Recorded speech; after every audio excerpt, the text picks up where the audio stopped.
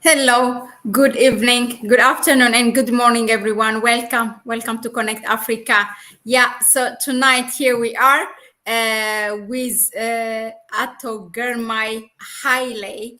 Our topic for tonight is actually, we have been reporting on daily basis, analyzing the developments, the situation in Niger and related, to that, what's going on in West Africa. I mean, in those countries, Mali, Burkina Faso, including Niger, ECOWAS, African Union, globally, everything related, around Niger. Now, today our topic is actually, to get a total independence. What can the lessons that we can get from within the continent is actually from Eritrea. So for that, we have Ato Girmay Haile. Welcome. Thank you very much. Sorry, my camera is not working today, but I'll do better next time. Yeah, unfortunately, maybe if that's why we were late actually to tackle that problem, but we would rather be here without camera than staying longer. So just in case if it gets fixed, we will be able to see. I call him Gash Girmay, so allow me maybe throughout. I will call him Gash Girmay. So we will be able to see him. If not, we will continue like this. So yeah, let me do an introduction for Ato Girmay, or Gash Girmay, as I call him. He is a Pan-African and development advocate, and also he's affectionately known as Sir Haile in West Africa, particularly in Ghana. And he has had 40 years of experience, which also included progressively senior leadership experience in national and international development, working in a career that started in grassroots community development in Eritrea, and also as a veteran freedom fighter of the Eritrean liberation movement. So for today, Gash Girmay, we are, let me start my question, with regards to how Eritrea, first of all, if I may say a word, why Eritrea, why we get a lesson from Eritrea, why we have to listen to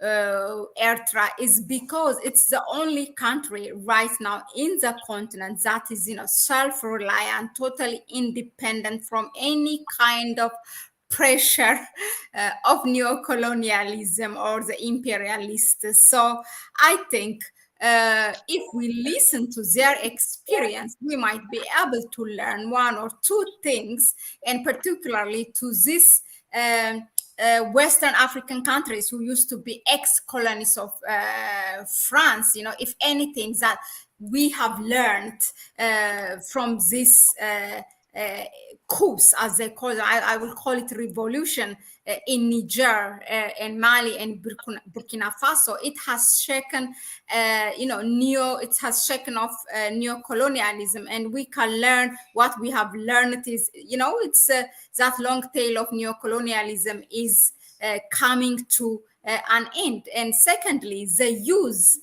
also, the younger generation don't know of Africa, its future, but it looks like the younger generation is ready to overthrow the old masters, that they're saying enough is enough. So these countries are getting, after 60 something years, their independence, but it will not be easy with all the pressures within the continent, sadly, and also outside the continent. So what can we learn from Eritrea? That is the intention of this program tonight. Now, number one, my first question is, Gash Girmay, sorry for taking long to introduce the topic.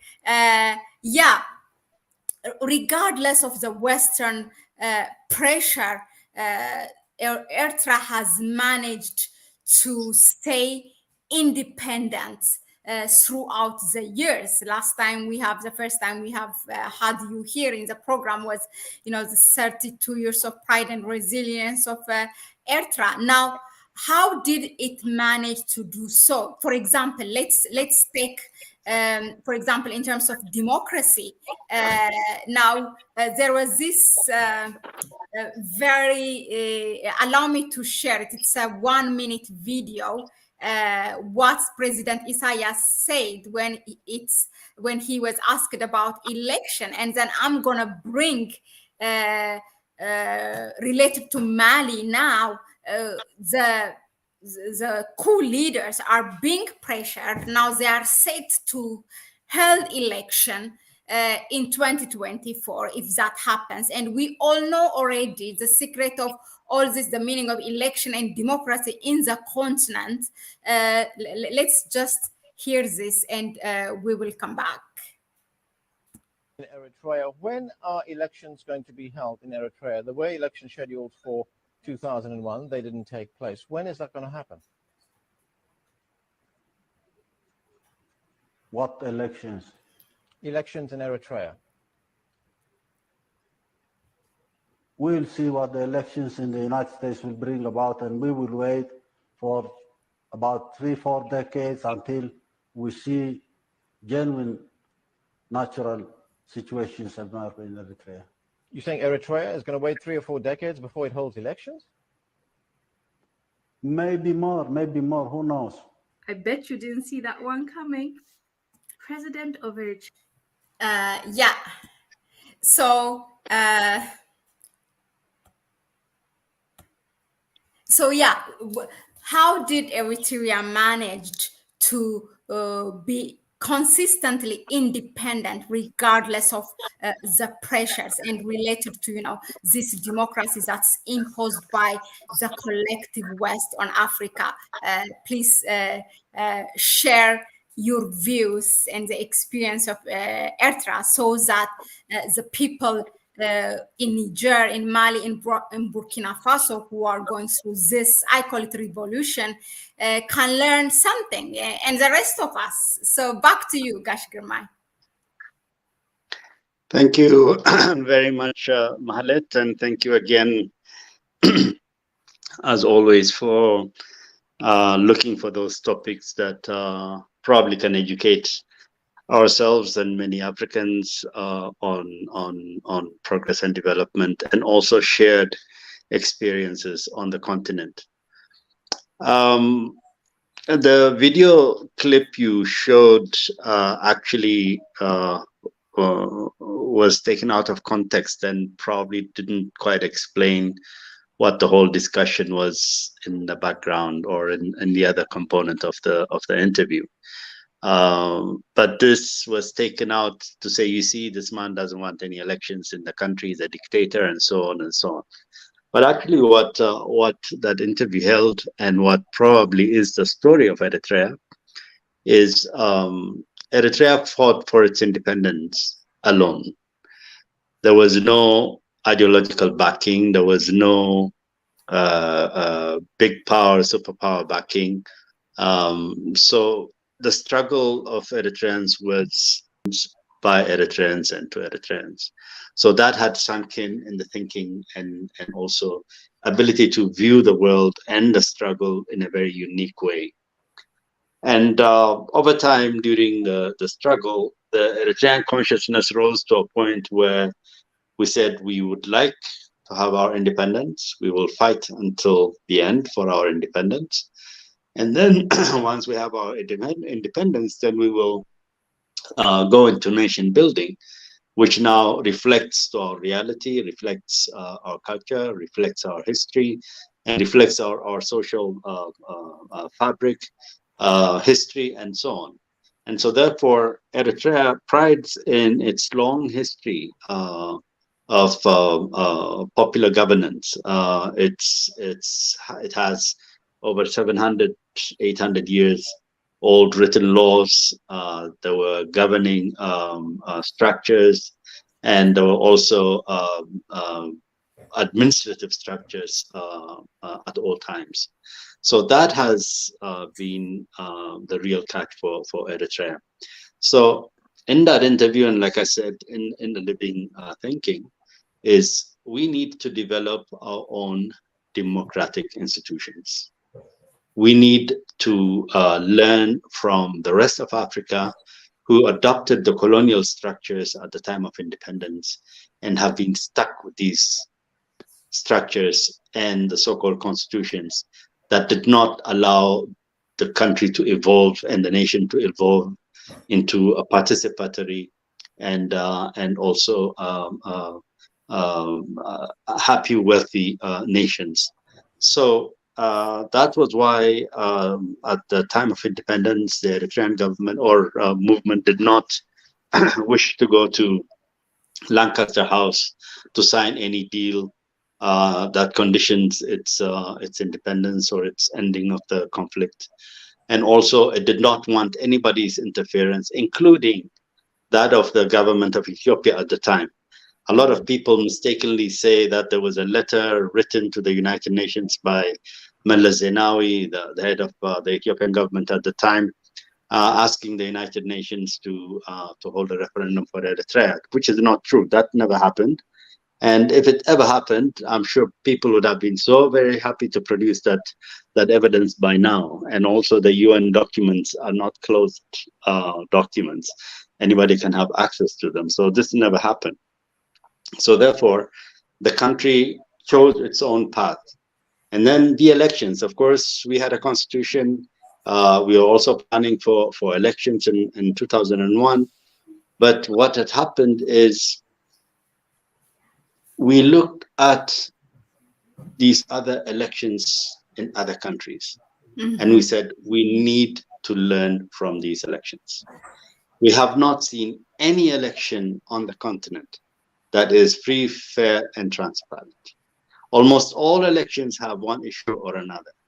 There is a lot of money spent on these elections, which is too much for these poor countries. And a lot of the citizens also do not get to participate in the leadership of the country. It's the parties, which are like private clubs, that are always on top of that. If that's not the case, then the military is sent in backed by the Western powers to overthrow governments and also totally disrupt the governance and democracy structures of those countries. So we said ours has to be based on patriotic political parties that will need to participate in this process. So just as about, we were supposed to go into that, then the so-called border conflict between Ethiopia and Eritrea was initiated by the TPLF leaders of Ethiopia. And so therefore that has been shelved. But his argument consistently, and that of Eritreans' argument, has always been, we do understand elections are important. We do understand that there has to be democratic governance elected by the people. But as we need to also find our own independent indigenous institutions that now guarantee this. And for as far as the majority of Eritreans is concerned, the EPLF is already our governance structure. Within the EPLF, there is a democratic election system. Leaders are elected. None of the leaders you see in Eritrea came unelected. That system already has its own popular methods, and it does happen. Those elections happen. Does it have to be the Western kind of election? That's what the president was saying. Well, we'll see what that entails for other countries. We are there to learn. So basically, this is the process that had taken place over time, and the way we look at, even when we do the local elections now, which is done regularly every 4 or 5 years, it follows a process in which candidates are not allowed to lavishly spend a lot of money, where they're not allowed to go around campaigning to raise money from external sources. They're not allowed to do what in many other places we see, where they will be sold to somebody's interest, and usually those things don't happen there. So that is what as a lesson we still are learning deeply often from. But the lull for the last 20-something years, because of the no war, no peace status that we had, a lot of these issues of development have been shelved. Yeah, over to you, Mahlet. Thank you, Gash Girmay. Just to clarify, maybe I might have been taken out of context as well when I put the question. Of course, for me, until we defeat, the country defeat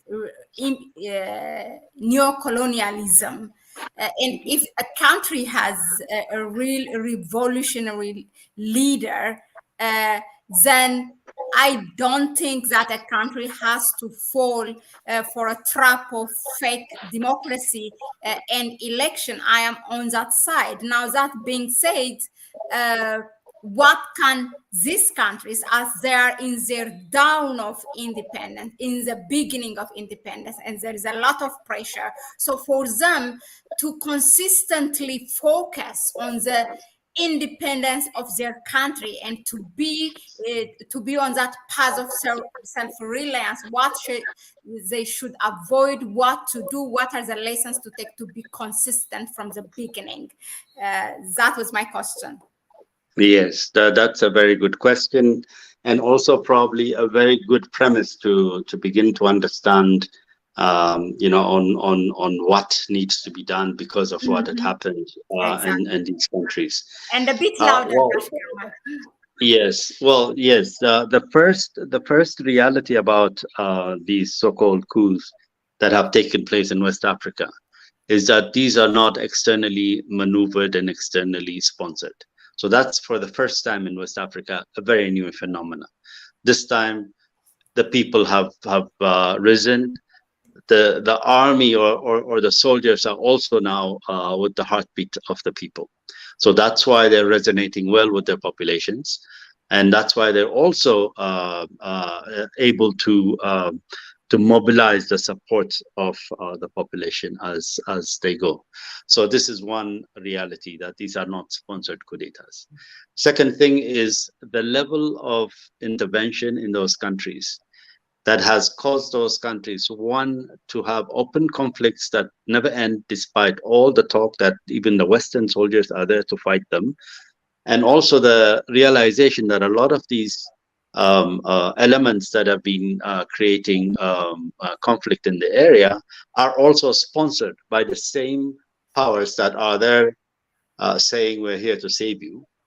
And then realizing that the economic and social and other opportunities of the population is not available, is not made available by the governments that are so-called elected and in place. And so therefore, this is a new reality. Probably, as you said, we are seeing maybe a very right independence of some states in Africa emerging as a result. Now, we have this dogmatic view about soldiers taking over governments. You see, these soldiers are also young people who are also very much locals, one. Second thing is, the way they have been treated is also, there's a lot of resentment, because they are not actually being commanded by their own people, but by these foreign forces that are in their countries. So this is a revoltive attitude. This now will need to take us to the next question that you are saying. So what is it that they need to do, and what is it that they need to learn? You see, one of the major challenges is to be independent from the neo-colonial control of these external forces. To be independent now requires very fundamental things to look into. From our experience in Eritrea, one is a very clear analysis of the history of those countries as a basis for people to understand is very important. What brought them to that point in time? What realities happened that pushed the country to this stage? And also, what were, at the time of independence, so-called independence, what were the realities at those times and what were expected? And especially in countries like Burkina Faso, there has been other coups in the past that almost are the same like what is happening now. And so therefore, the lives and the prices paid by those countries are quite evident. So the history is very important.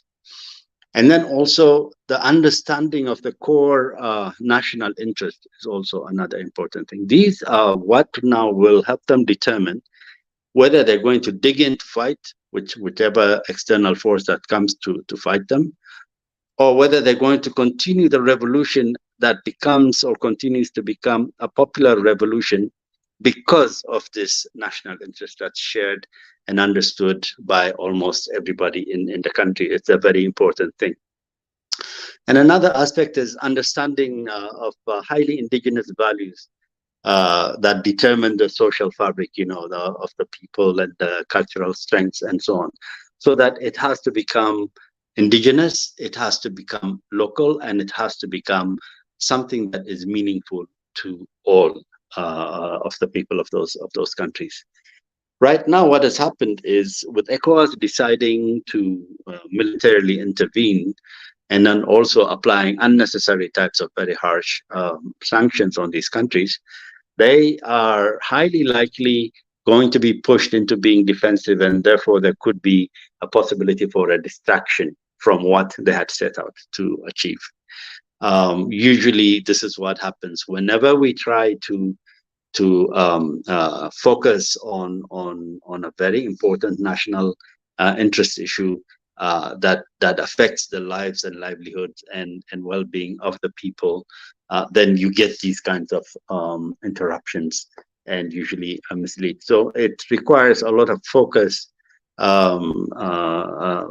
the leaders, and also fast learning from other experiences that will contribute to finding some solutions.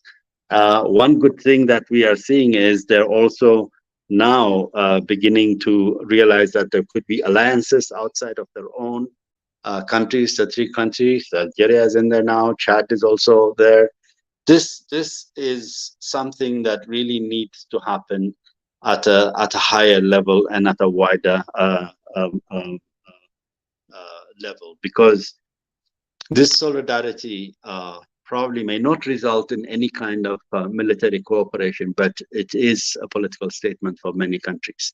Again, this is also a moment not only for these 3 or 4 West African countries, but also for the rest of Africa now to really see where they stand and whether our governments are there to really stand on this issue.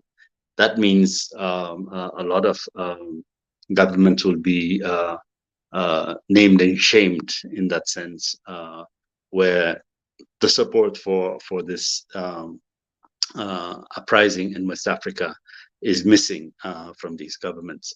Of course, the entry point for those who want to distract this movement is to say this is a military coup. So for a long time in our political history and dictionary, we have been told that military coups are bad. And so therefore, these are, the sources for dictators and forces, forces for disruption and so on and so on. It's not always true.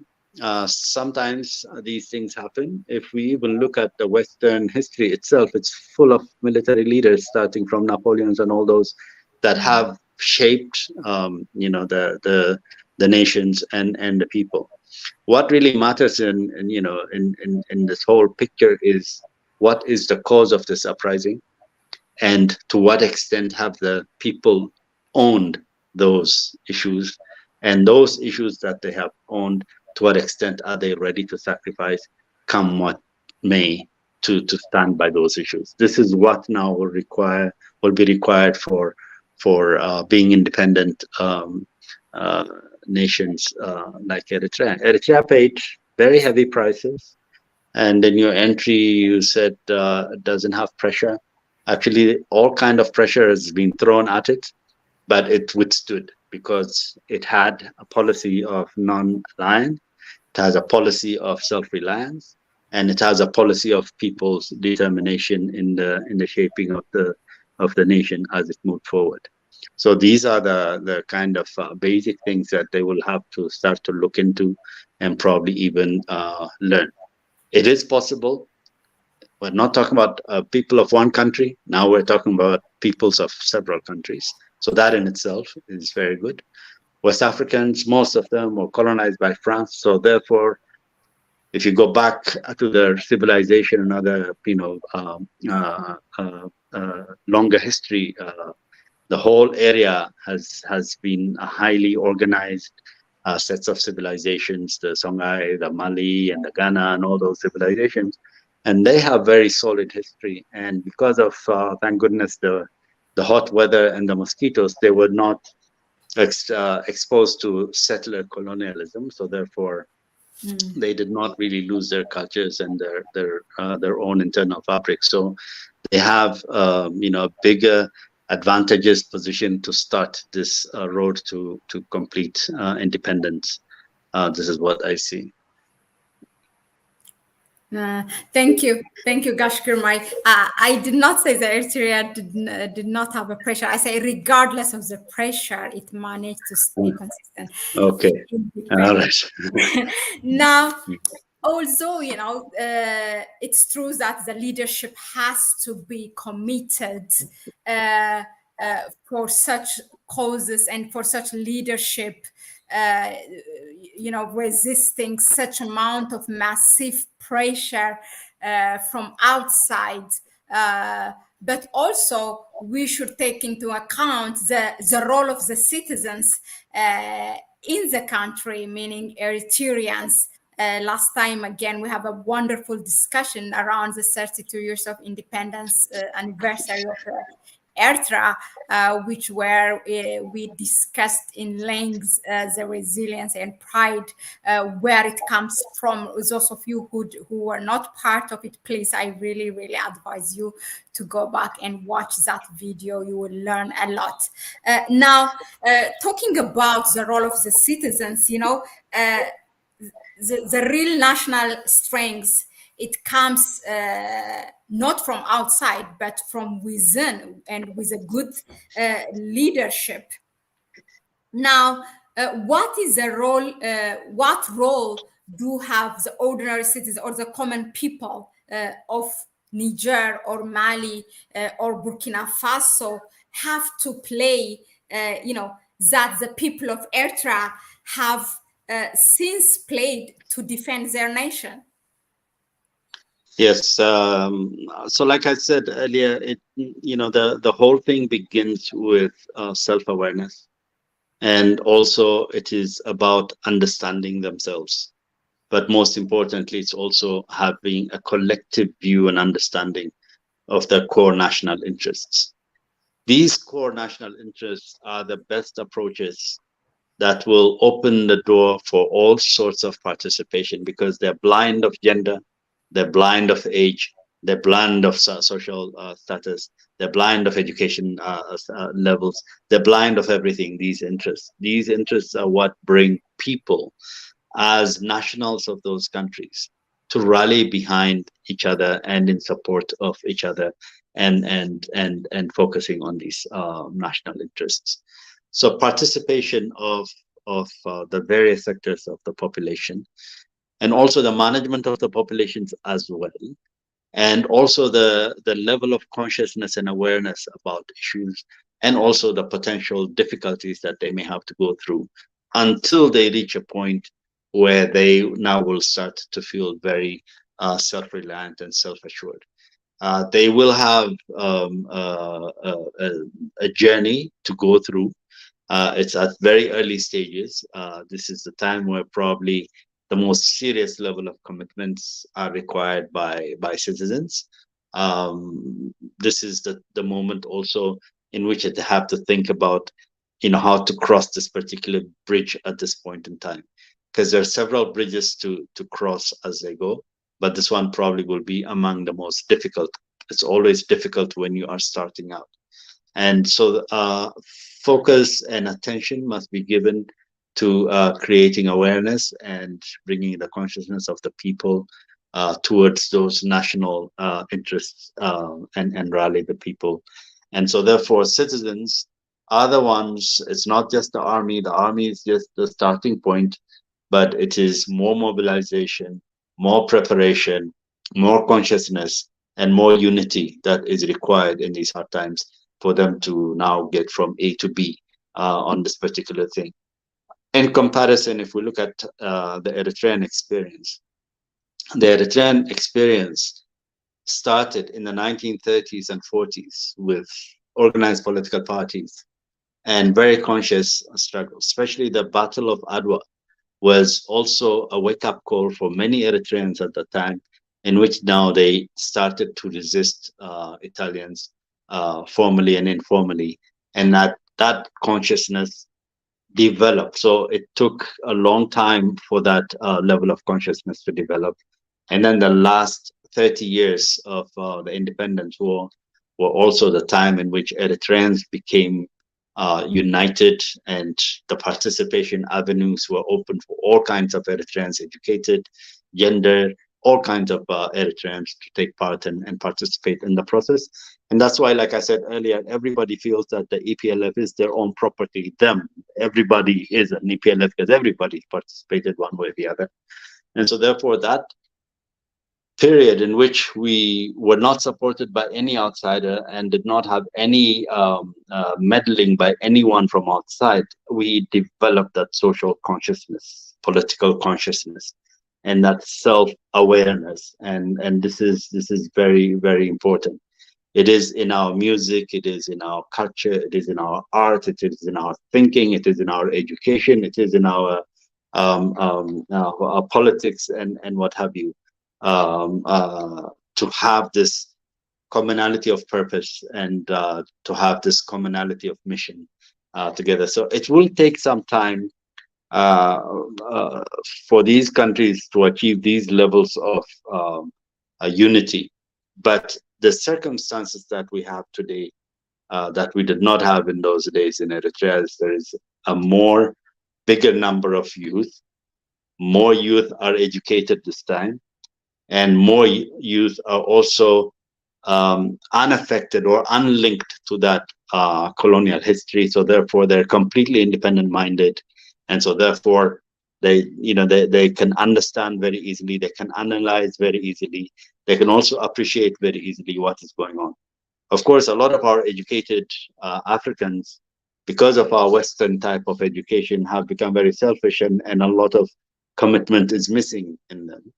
But I think when realities like this hit the road, many people start to wake up. So the participation of people is very important, and the leaders must constantly pay full attention to this potential, because they have to build this strength. They have to build the army with the few guns that are bought, and that are meager is not going to bring a solution. It's not going to be able to do anything alone. So this has to be a popular movement led by young leaders, led by committed, experienced members of the society, all society members, including women. Everybody has to participate in this. So it's a very important thing to have mass participation of these people in West Africa.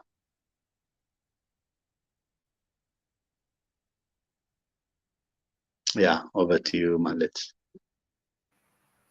Thank you very much, really, Girmay, for that background. Really, thank you. It's always good to talk to you and to have you here. Now, going to the next question, to really break that shackle of neocolonialism, one has to be, or a country has to be, the ultimate goal of the country should be self-reliant, right? Now, Eritrea is also an example of this. Now, Eritrea's self-reliance reliance path started right after their independence or your independence. Now, what are the first thing that these countries, Burkina Faso, Mali, or Niger, and other countries need to prioritize if they are to embark on a self-reliant path? Yeah. Really, to be aware from the beginning, and Yes. regardless of all your problems in the country, to say no. Yeah, how is that possible? Yeah. So when we look at in practical terms what has happened in some of these countries, like in Mali, Burkina, and now in Niger, is they have looked into what has kept these countries in this bondage of neocolonialism. They have identified the key culprits in holding them hostage to this situation. So the first thing they did is they removed the French forces from their countries, and Niger now is also demanding the same. And then they're also saying, and then these colonial treaties that have Just a kept bit us louder, bonded. Girmay. We don't want to miss a Yeah. thing. Just louder, okay? Okay. Yeah. So then the second thing is these colonial treaties that have kept these countries and their economies in this bondage is to now cancel these treaties. Say, okay, we're done with these treaties. We're not accepting. And then the third thing now is the currency issue. You know, in my view, this CEPA discussion is not really a discussion of liberation of West Africa. It is not the currency itself, but I think the discussion on that currency is the discussion of extending neocolonialism. There is nothing else to it. It is a discussion that is dead on arrival. So anybody who takes primary interest in this change is to break one of the major shackles of that neocolonialism, and this is the currency issue. So these countries have said, okay, now we don't even want to speak French, but we also don't want this money control also. So this is going to be a big struggle, because behind the money, we have those riches that these countries have that have been benefiting, especially the French economy and most of the Western economies. All the mining products, all the natural resources that are there, that has constantly and without any shame been exploited and taken away. So they have said, no more exporting of our mines to these countries. No more exporting of raw materials as they are to these countries. So now all these measures that they have taken, if you look at them and try to assemble them, on a piece of paper, you soon start to see a very clear picture. That picture is, if you're not going to export your key resources, if you're not going to be part of that financial system, if you're going to say we don't need any more security relationships, and if you're going to say we're not going to accept and respect those old colonial treaties anymore, that means you are on your own. So when you are on your own, definitely the agenda must be, how do you stand alone? Unlike Eritrea, a lot of these countries are quite lucky because they're neighbors, and there are many of them that are coming together actually from the very beginning to address their challenges or to address their quest for independence.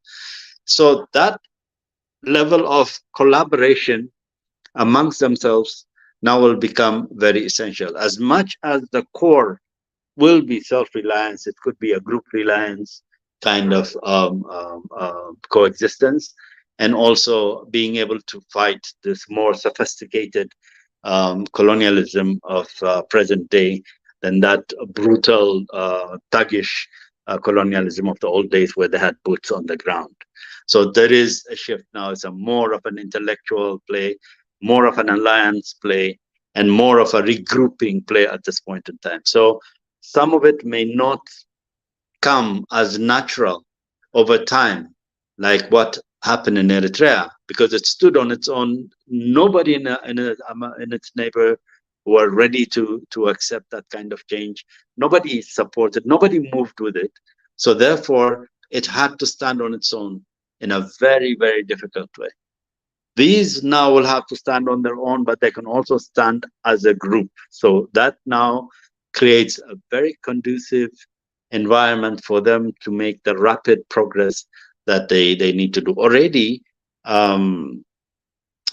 if you have seen the ECOWAS countries that are trying to, or that have decided that they will send in troops, have now started to somehow crack. So that time that is taking is already a sign that maybe all this is bluff at this point in time, and that these countries must use this breathing space to consolidate their need and understanding towards self-reliance. In the end of the day, that is the only direction we have to go in Africa in order to be independent. That is what guarantees our independence. Our concept of self-reliance can start from one nation, but it can also be a group of nations committing to this value, committing to this challenge, and standing together for each one of them to achieve within their own borders what they need to achieve at the national level. So it is a very important thing. So far, like I said, everything we see, all the measures they have taken individually as countries, and now maybe even collectively, shows that they are moving away from the shackles of neocolonialism and have now approached the doorsteps of self-reliance. They have to think deep. They have to come together. They really have to, like I said earlier, improve the consciousness and awareness of the populations, because this is not going to be an easy transition.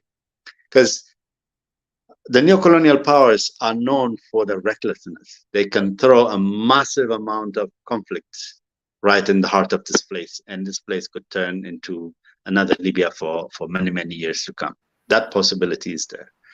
They will know that they will not enjoy the local support from the African leaders as they would have had other times. I think they're taken by complete surprise. They may have underestimated the coup in Mali. They may have also even further underestimated the coup in Guinea.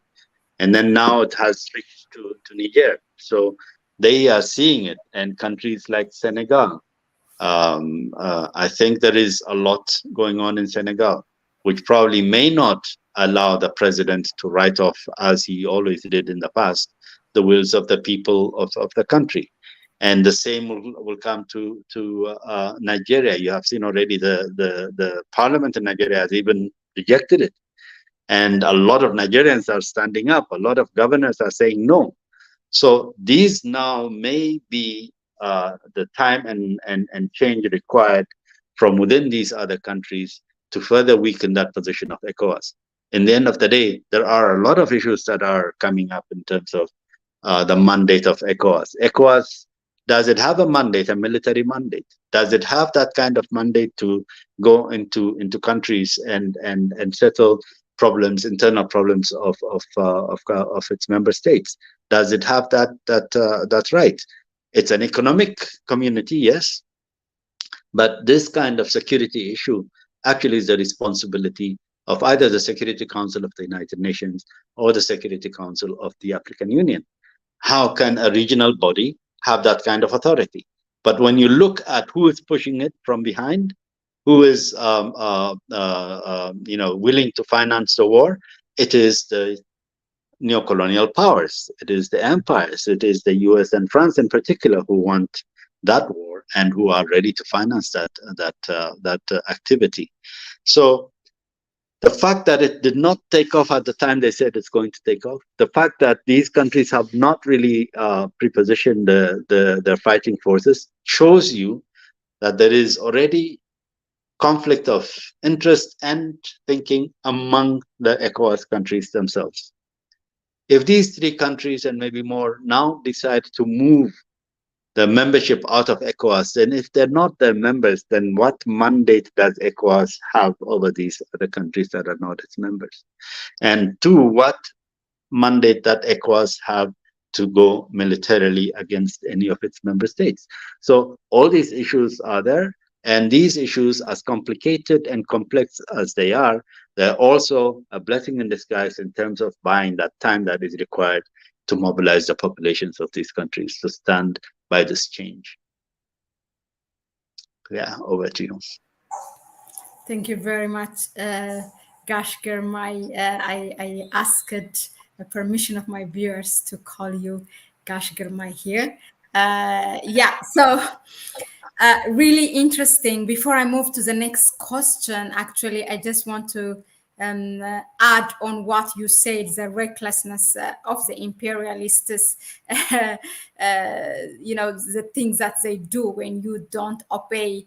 Right, actually, today, the news that came from Niger is the armored group have an armored group in Niger have killed, I think, 17 troops, 17 armies of Niger. And then at the same time, within the same day, which is today, a fresh conflict has revived in Libya. So we heard about this armored group that says they're gonna support the ousted President Bazoum right after the visit of Victoria Nuland in Niger. The secret is not official. So today that news. So when you were just talking about the recklessness, I was just smiling because we have heard that news today. So it tells you which direction it's going already when they know that, you know, this proxy war through ECOWAS is not going to happen. Thanks to the wise governors and elders in Nigeria who have opposed, and the Senate members as well who have opposed that. You can reflect on it, but I will just say my next question. So speaking of self-reliance, one thing that comes is, of course, to be able to use the natural resource, their natural resource, without being exploited by these ex-colonial powers. So how best how they can, you know, best exploit their natural resource? Do they just you know, how do you say, untie themselves from France, look for how do you say, trade with neighboring countries, or just consumption first within? How to best express their natural resource? You know, that question becomes secondary to that earlier question we talked about. Now, what is at play? What is the national interest? That is what needs to be determined first and above all, right? From the West, I'm sure you've heard of this big pipeline for natural gas that they were planning to build from Nigeria all the way to Gibraltar and so on. Exactly, yeah.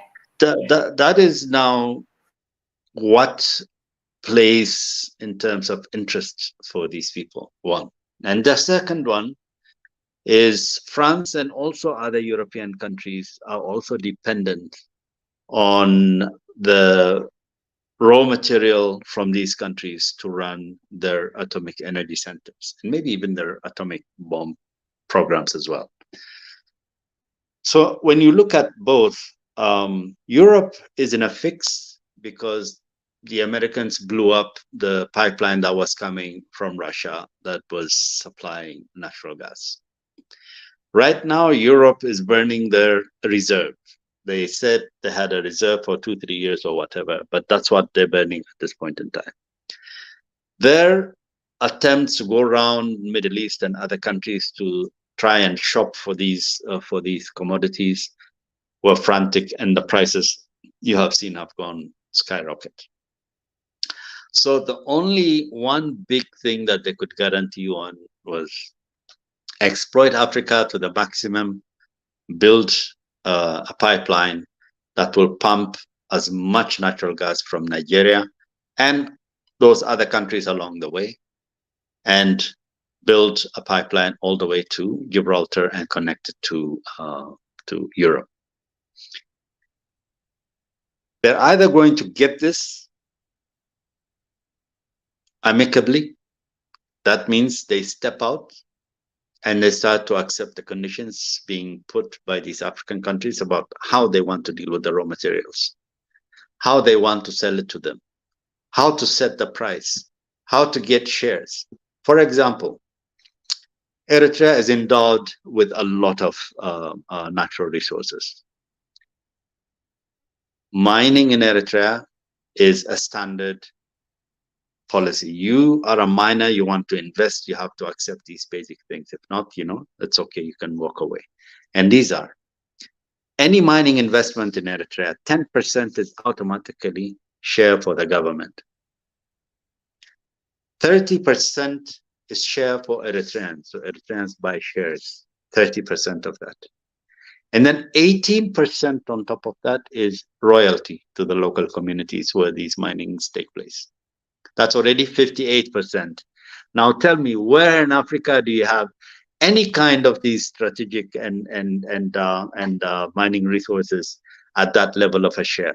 Ghana has, in one case 8, in other cases 12% share in its oil, and they don't even know how much oil is pumped out, and they don't know how much oil is sold on the market.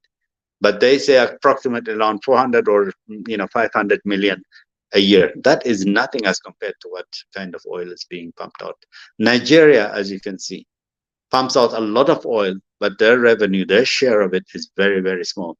A lot of these other mining countries like Zambia, copper, and all these diamond here in Zimbabwe and in Botswana, the shares are very, very low.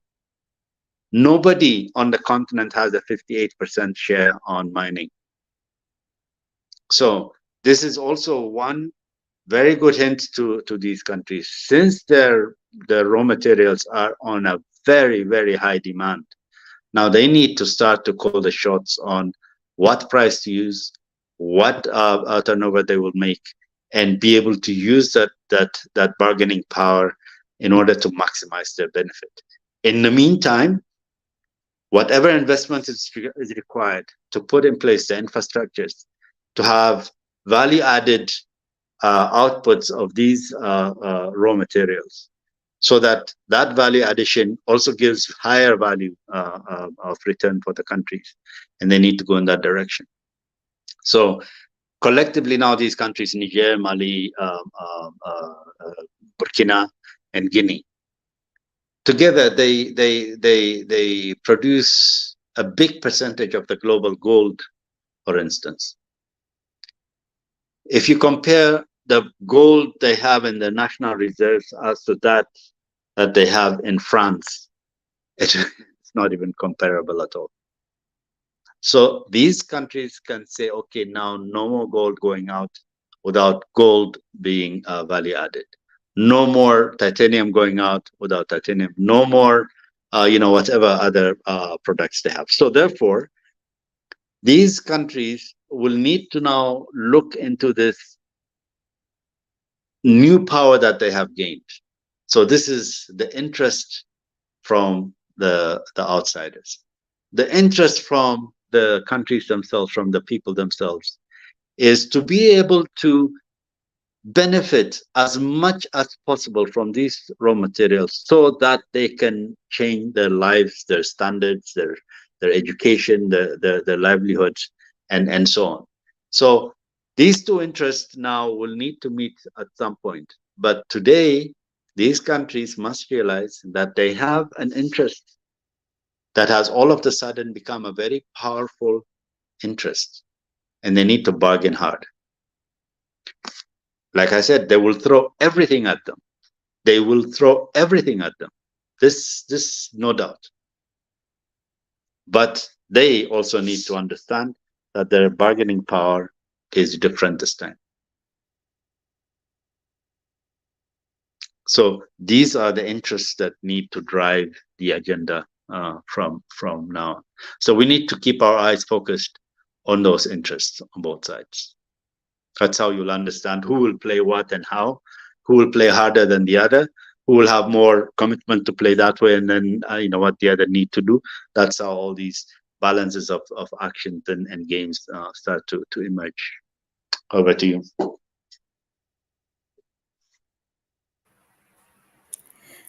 Thank you very much, Gash Girmay, for laying out that one. Now, this will be my last question to you with regards to Pan-Africanism. Many leaders in or heads of states, because leaders is really a heavy word, meaning some of them really they don't deserve to be leaders. So heads of states, they so much talk about publicly Pan-Africanism, but on the other hand, we see them serving the neo-colonizers or the imperialists, the collective West, obeying them and imposing things that are not really in the interest of African people or in the interest of their nation. In the words of my Pan-Africanist brother Kwame, he said, in the process, the African interests have been sacrificed at the altar of diplomacy and eaten by imperialism. Now, Eritrea is not one of those countries, or President Isaias Afwerki is not one of those people who really says openly talk about Pan-Africanism, but in reality, they are doing really the necessary actions. They are addressing the problems that needs to be addressed right now, breaking that shackles of neocolonialism, although struggling, but still, being consistent and self-reliant in their journey for the past few decades. Now, how is that? There are other heads of state, if I have to call name, like just a second, like Macky Sall or Nana Akufo-Addo and others, who also we have seen, we have taken him as a very Pan-African leader and progressive, William Ruto, but then now he came out and he told us that, against the coup and kind of supporting what ECOWAS originally planned to intervene militarily. And that was really shocking for many for the Pan-African community. So how did, Eritrea manage? What is your view on this in general? Eritrea being so against imperialists, but that not boasting and talking about Pan-Africanism, but again, in actuality, doing what needs to be done now, not really being in that fantasy of the African Union and like others of the Agenda 2063, just hoping something for it to happen in some few decades rather than doing what needs to be done right now. My thought will be all over, but I hope you get me. So just share with us your view with regards to this. Yeah, like I said at the beginning, this situation that we have in West Africa is going to put many African countries to shame. Like what you just mentioned, the Kenyan leader and what he said after all that talk he gave to the African Parliament and all that. To me, and I agree with Kwame's description as well. And to me, I have always said these are Western-style African, Pan-African activists. That's all they are. They just like to talk. But when it comes to crunching, they're definitely, in the other house. And this we have seen over all this dramatic situation that takes place in the DRC. Who are the interested parties? All these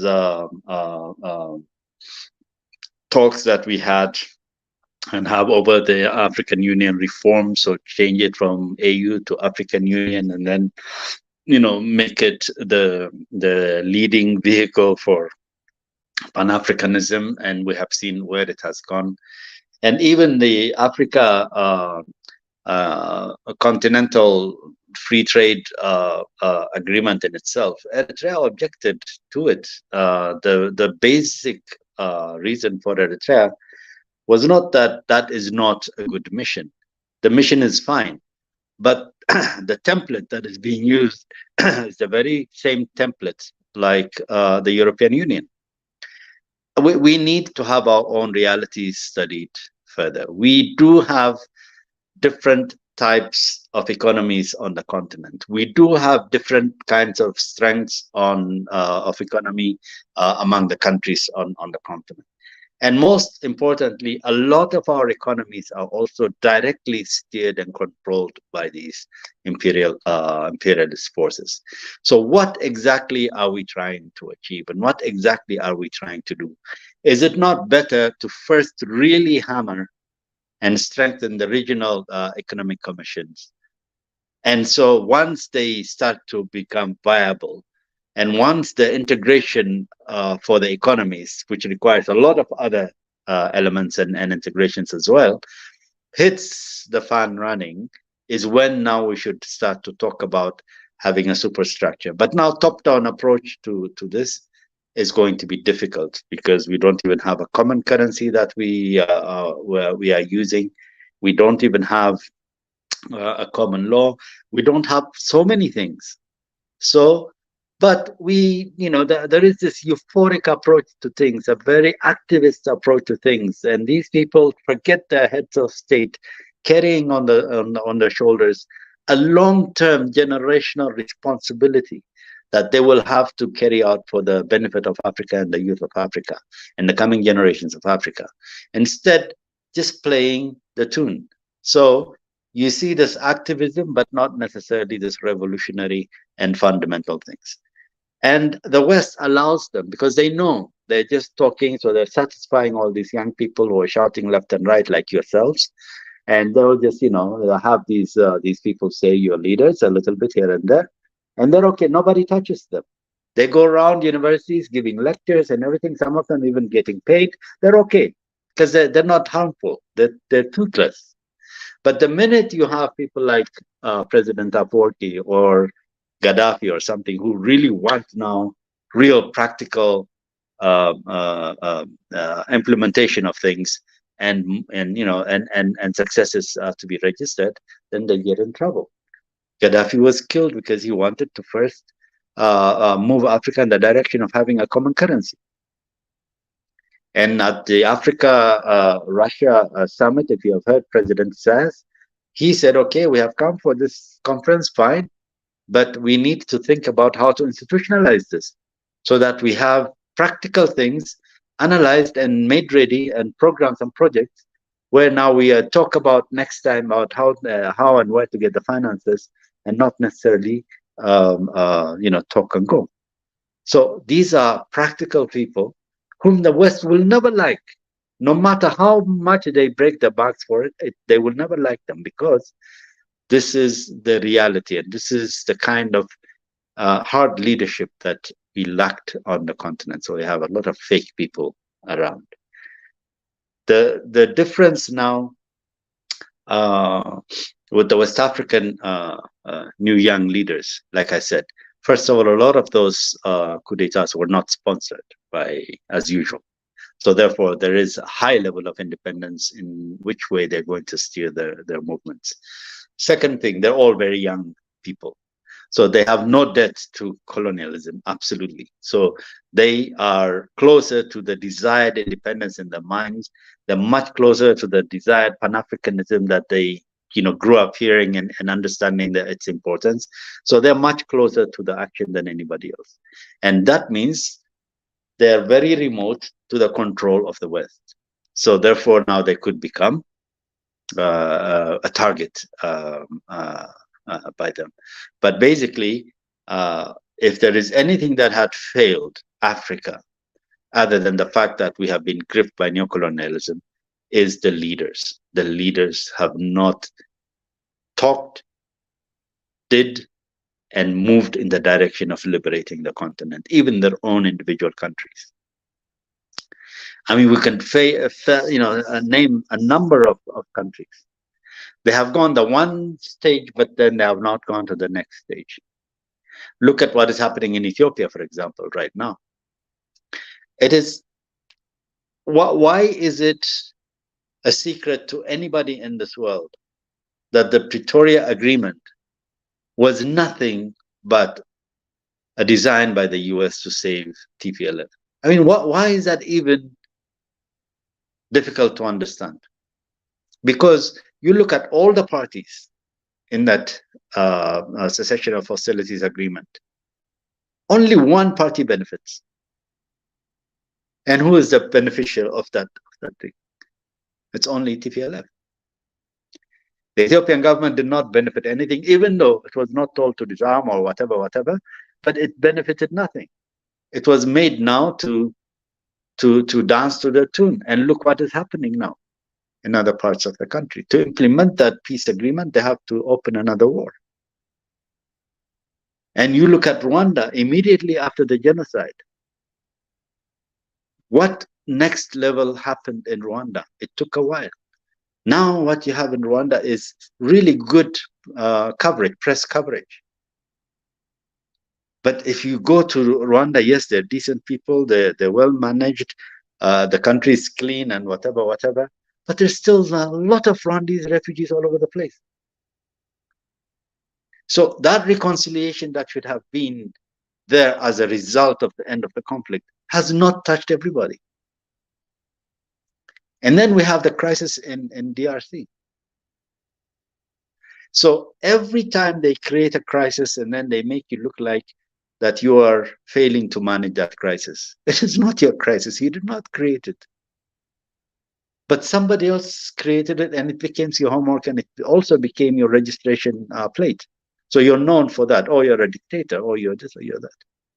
So African leaders, like I said, there are two key areas of failure on the continent.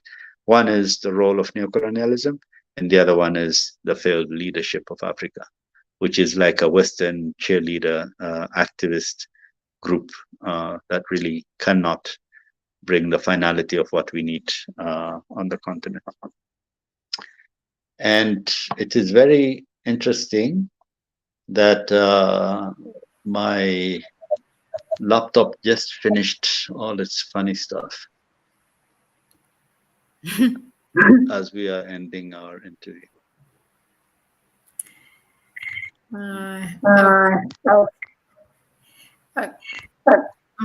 So you are through Girmay. Yes, you have muted me.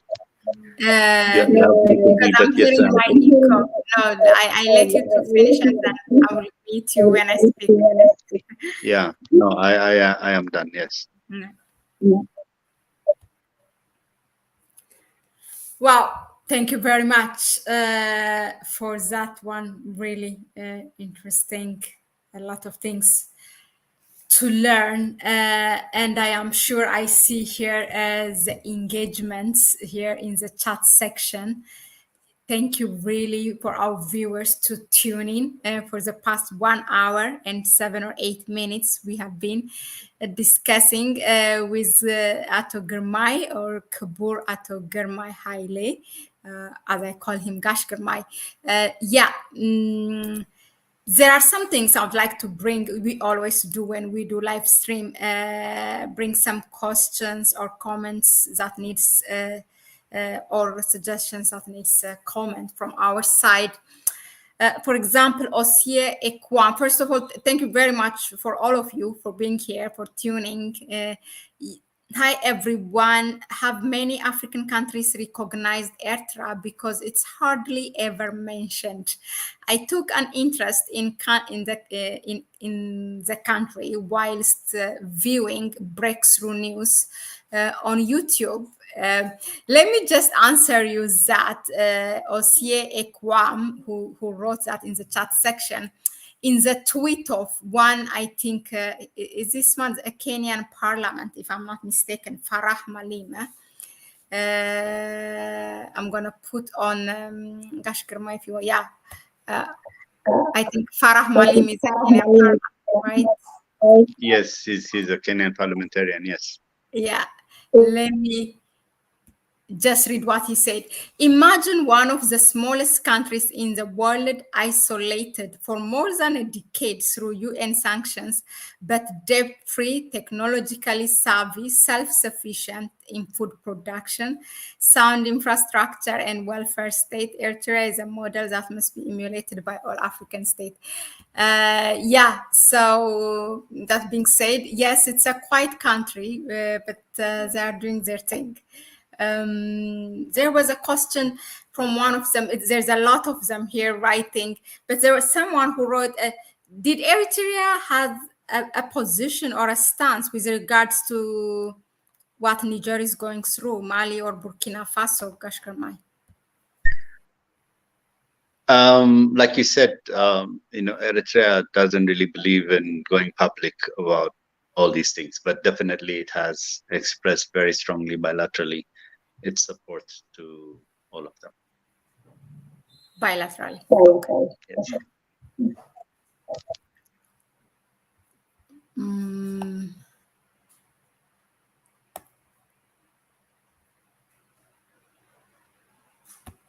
Yeah, since I don't see the comments, it would be nice. Yeah. I'm trying to go through them. This actually, allow me, Girmay, if I'm sure my viewers also would like to hear this. If I can ask you this, just extra.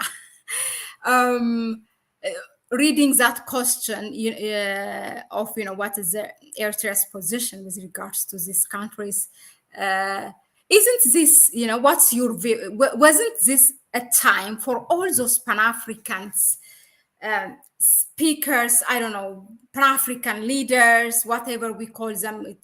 Maybe they are heads of states, or maybe they are academician or advocates, or whatever they are, but who we know them as Pan-African, including ourselves here, my platform, for us to come together at this moment and to lend a hand, to give a support to what is going on in Niger, Mali, or Burkina Faso, when they are really left and right,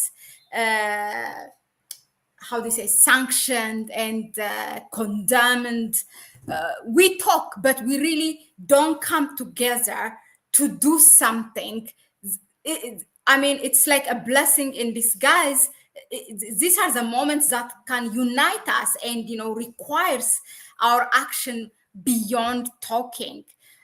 Why we fail to do that? I'm trying to do my 2 cents here in the platform. I'm not trying to be free, but really tell me. I would like you to share your view on this.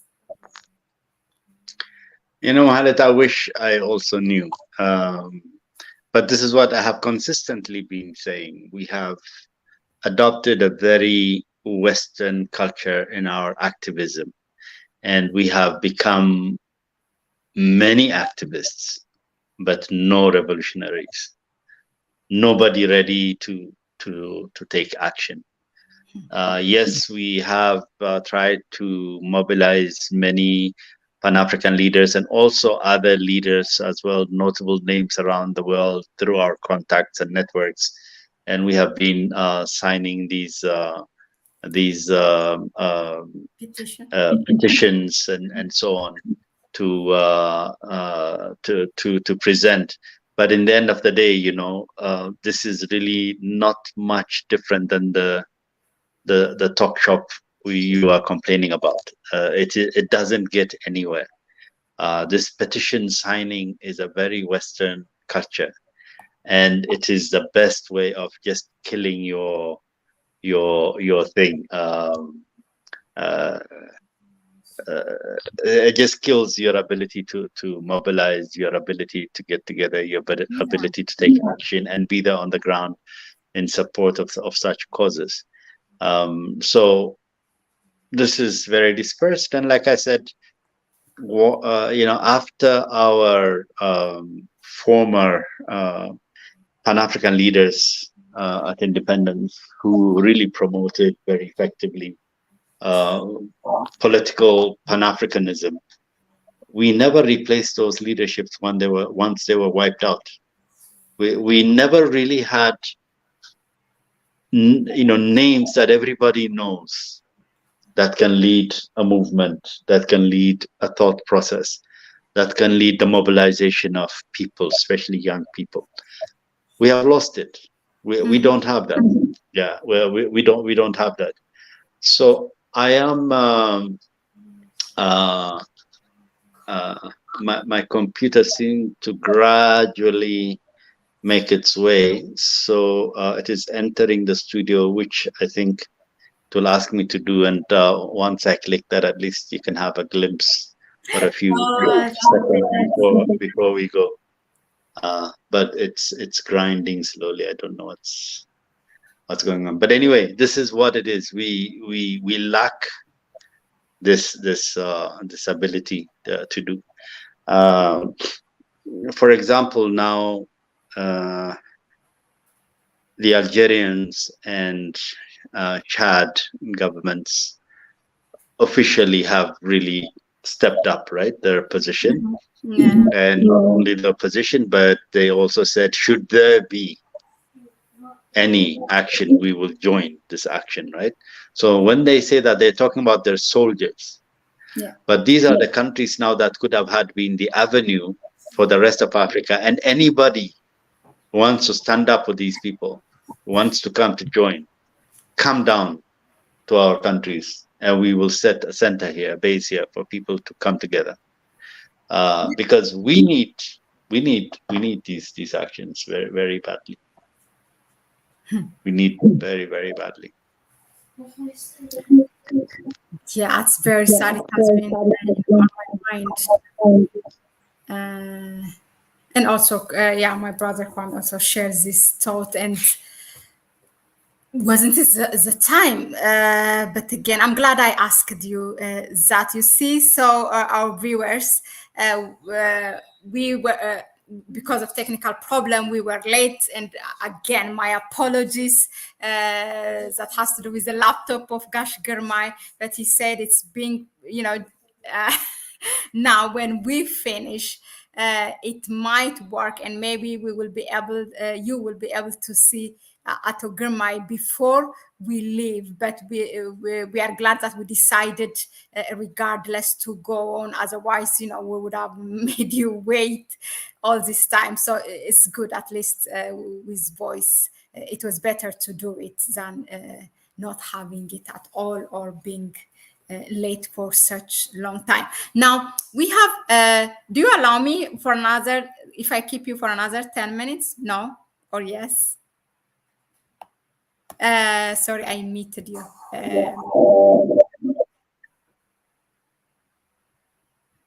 Hello? Yes, yeah, no, go ahead. Okay, so somebody asked, just a second. I really like, I know for us, I see this as a seminar in a master's class. So I like when the viewers take part and ask, and as much as possible to answer their question. So they said, can you also ask, the meaning to you, why we fail to see inward to solve our own problems as African, than always finger pointing to the Outsiders. Well, okay, I give you since they're asking you. Okay. Yeah. You know, I personally believe that we as Africans should not forget where we're at. We just moved an inch from direct colonialism, and we got entangled in a very, very complex and complicated neocolonialism. Whatever we do, whatever we look, there is no way that we cannot feel the brunt or the effect or the cornering of this neocolonialism on our countries, leaders, economies. You know, we're just mere quasi states. We cannot even, our foreign policies are not even made in our countries; they're made elsewhere. We are encircled. All these things are there for real. So we should never, we should never lose sight of that. However, I'm also clearly aware why many young people in Africa are frustrated by our own problems in the countries, where in countries leadership has failed, where corruption has taken over our lives, where opportunities, even from the little national resources that we have, that opportunities are being lost to a bigger number of youth, where we have universities that are producing graduates that cannot be employed and that have nowhere to go for employment. These now, I must also admit, are a creation of our own failure. But when you look at the pattern of this failure, internal failure, from country to country, it doesn't matter which country you are in Africa, you will see a similar pattern, the same kind of corruption, the same kind of eaters of public resources, the same kind of corrupt business people that are making huge profits, the same kind of externalization of money and resources from the country, the same kind of nepotism, the same kind of everything everywhere. So this is a pattern that we have developed everywhere. Why? For those who have been able to manipulate and exploit our own people have had that opportunity of using these colonial structures as governance structures, as vehicle to benefit themselves. That is why also Eritrea keeps saying, why do we need to have these structures and why do we need to have these types of elections when we know they're not working for us? They're not working for our people. So it is homemade problem using these external structures. So yes, we haven't been able to stop that. Basically, because no universal rights of citizens is protected and implemented. So therefore, you try to protest, you try to make noise. By the way, I've sent you. Okay, so now there we go.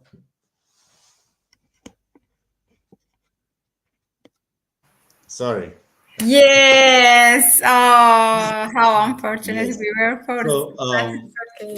we have lost it in that sense. We have moved our opportunities to places where our people cannot reach them, and so therefore people complain, and they are completely right that this is what it is.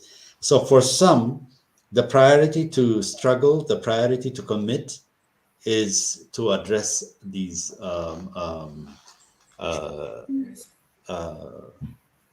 local problems. And for some who are more strategic and more macro in the thinking, are saying, let's tackle the bigger animal. And once we get rid of that, then we're able to sort ourselves out.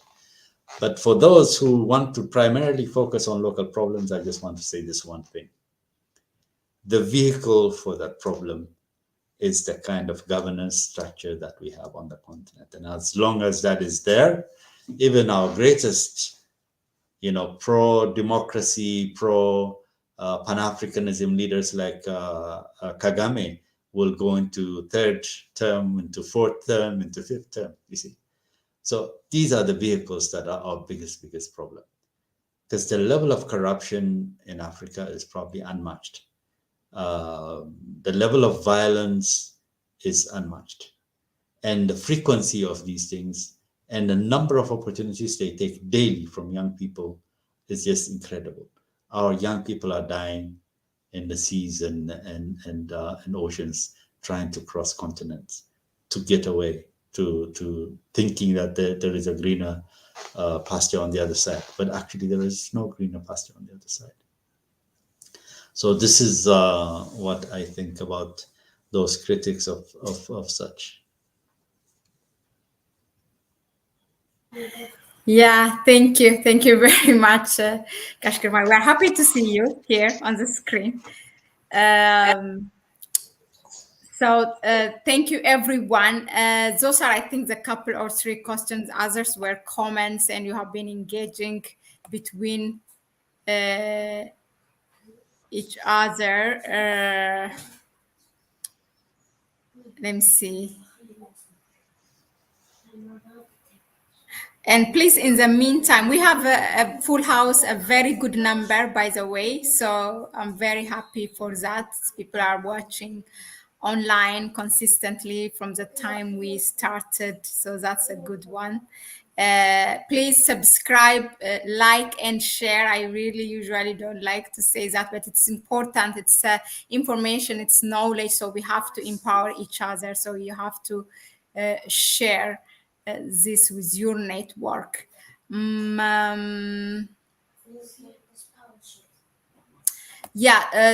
one I just want to read. It's Kagoma Ayele. He or she said, "I have seen English-speaking African countries being surprised and shocked to hear what France does, exploiting and stealing its former colonies.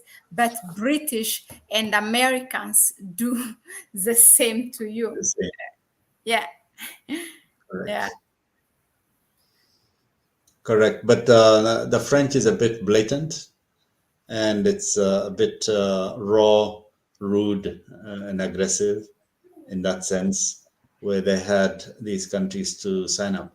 But like you said, indirectly, every country has signed up. Every country has debt to IMF, World Bank. Every country has signed bilateral agreements like AGOAs and all these things. All of them are the same thing as what the French are doing. So the only difference is the currency control. The French were, they're poor. Without Africa, they're finished. They have nothing. So they hold on with all their life and everything they do to keep their claws on these many countries in Africa. That's why they appear to be unique. The same person also asked, now that you are answering this, he said, "Can you please ask he or she, the guest, to explain about Kagame's Pan-Africanism, ? Few examples, please." I personally don't think we should really go into those individuals. I think we have already said that our leaders have failed. I've already cited examples of Rwanda itself and how it failed us. I think in the end of the day, there is more that could be done to avoid such situations in each country. For some, it may look very difficult and very impossible. And for those who think it's difficult and impossible, I say, look at Eritrea. And I'm not saying that Eritrea doesn't have any problems internally, that it's all, green, fantastic. Or no, it has its challenges, but the approach, the policy approach, the governance approach to dealing with our problems is very straightforward. And that's where the quality is. You have a problem, you deal with it, you face it head on. This is something that communities participate in, discuss, and look for collective solutions. The stand the government takes should not be a stand based on interests of others, or interests of the World Bank, or interests of external powers who have no shame or fear to write your own foreign policy, your own national development agendas. So, it's not to say that you're serving them. It's just to have a principle. So your principle tells you. The Eritrean government, by on principle, said we don't agree with the United Nations resolution put forward by the United States to put unilateral sanctions on countries, to deny diplomatic process to find solutions to conflicts, and to also polarize conflicts. We don't agree with that. So therefore, we will not support that kind of a resolution on principle. Now that's turned to say, oh no, Eritrea voted in support of Russia and against Ukraine. That's not what it is. The point is, in principle, we don't agree with any resolution that comes with powers to allow any country to impose illegal unilateral sanction on another, to polarize conflicts, and third, to stop or prevent diplomatic efforts for solutions. So this is what it is on principle. And this West Africa development, again, in principle, Eritrea agrees to the freedom of peoples and countries. And they see this as one big first step towards attaining independence. And this independence must be supported by all means, through all means. And then again, in the same time, we have seen from where to where, countries and leaders in Rwanda have moved. Is it really befitting for them to start to talk about, extending power? Yes, the people have asked me to extend. Even Macky Sall has said that, and we see what's happening in Senegal today. So I think they're just a bunch of Western sponsored cheerleaders and activists that we have as leaders in some countries. This will be our last question. Thank you for that, for addressing that, Girmay. Can you please ask, when will be a reality of economic integration in Africa? When will it be? And there are 3 question marks behind. He or she knows this is really who. So that's Gize Geta. Yeah, Gize, that's a very good question. Gize, I'm assuming, is either from Eritrea or from Ethiopia. Yeah.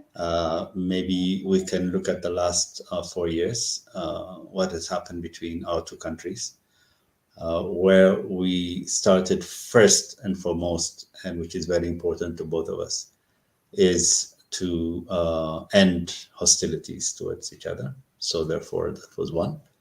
And second thing is to acquire and move on a road of friendship. That road of friendship was supposed to have highlighted the commonalities of interest that we both have, the purpose for peace, the purpose for economic integration, and the purpose for collective security. These are the 3 key things that we looked at. And then in that, of course, communication, trade, and all those things will take place as a natural outcome of these 3 key things. And then look what is happening. Everybody has come in there to disrupt this. So Ayele started the war and sponsored. And then after 1 million people or so, perished, then we have come down to this agreement which called for more people in Ethiopia to perish, for more people in the region to perish, for more conflicts. So every positive attempt and journey has been thwarted by these kinds of interventions. So, as what we were saying earlier, we need to up our game. Instead of looking at, just like the earlier colleague said, just external interventions, we also need to start to understand ourselves better, our history, our journeys, our values, our unshakable core national interests, the participation of our people, the value that is added by every single instance that will get us closer to utilizing and embracing our opportunities is when now we'll start to have that integration issue. Integration, every time we talk about integration, everybody talks about the high level of integration. But the road that one has to travel to achieve these high levels of integration are the road and the strategies and tactics that we are not talking about enough. And that's where we should be. We should address our realities.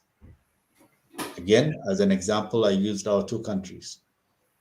In Eritrea, you find leaders that don't lie to the population. You find leaders that teach peace so that people are also living in harmony and peace amongst themselves and are aspiring to live in the same way with their neighbors. They are telling them that we need to be educated, we need to aspire, we need to be able to be self-reliant.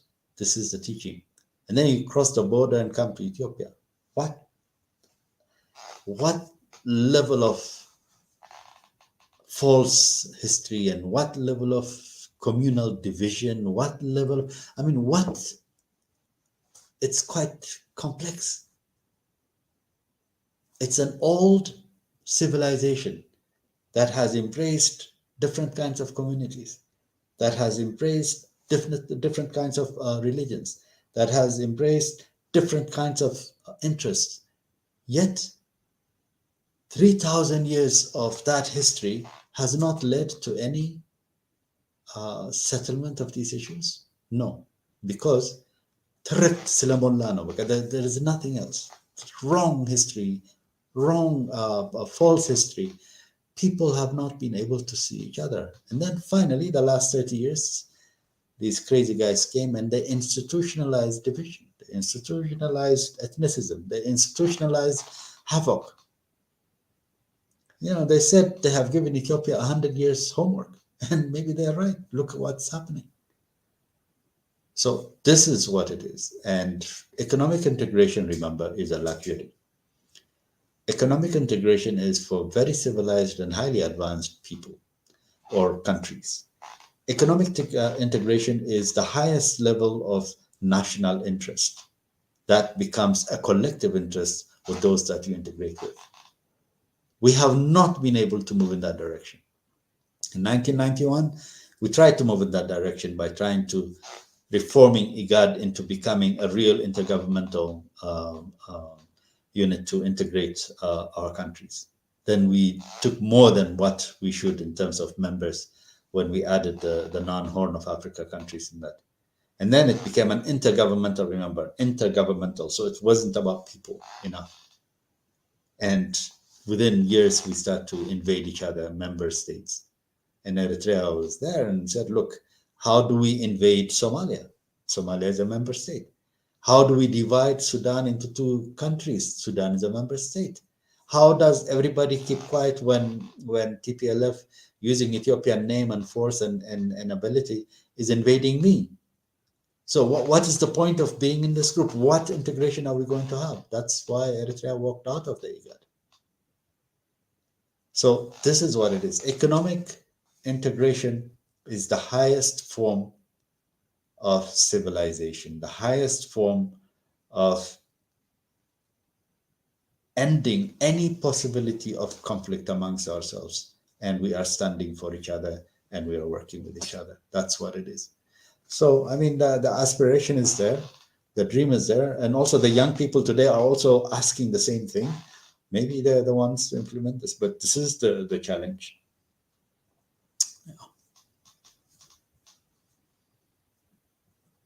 Yeah. Thank you. Indeed, it is a challenge. Thank you. They have also thanked you here in the chat section for answering their question. And one was it Gize? He said also to bring you back next week because he has more question on the history remark. That's what he or she said. But yeah, I should let you go. Girmay, thank you very much. I really would love to have you again, more perhaps we have been saying that thing, and you have been saying even today you wanted to come, together with, if we have someone from those, from either from Niger, Mali, or Burkina Faso. But yeah, maybe next time we will do that. Thank you. This is not your first time, and definitely not your last time. Thank you, and have a good evening. And everybody, thank you very much. As soon as this streaming is over, please share this video with your network, so that we have, we empower each other with knowledge. And let us hear you in the comment section what you think. Thank you, Dr. Hermon, Kwame, everybody, and all of you, the family here, Aaron, Black, Kagoma, Isye, many of you, Gize, many names, new family members here. So thank you for everyone. Ciao, ciao. Bye-bye. Have a good evening. Thank you. Bye. Bye.